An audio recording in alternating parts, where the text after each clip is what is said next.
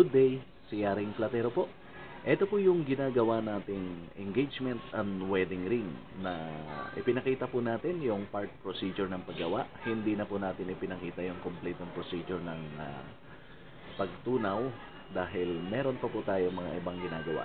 Ito po ay combination ng genuine corundum blue sapphire, yung mga blue na stones na nakikita po natin, at blue topaz at diamonds.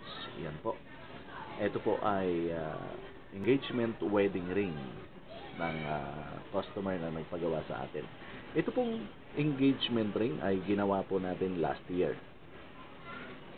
Yan po, yung engagement ring na ginawa natin last year.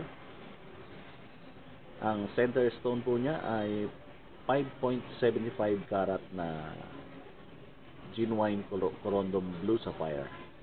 At yung pong side stones na 2 piraso sa gilid ay 0.20 karat ang bawat isa. Commercial white with small inclusions. At meron po siyang mga side stones na 0.02 karat. 3 pieces po sa bawat sides.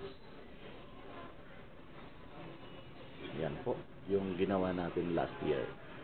Tapos, iginawan naman po natin ngayon ng kanilang wedding ring. So, yung pinaka-wedding ring nung pang-babae ay ginawan natin ng jacket, yung kanyang padoble. O kaya ginawan natin ng doble yung kanyang engagement ring or jacket. Yan po. Combination po ng blue topaz at saka genuine blue sapphire. Yan po.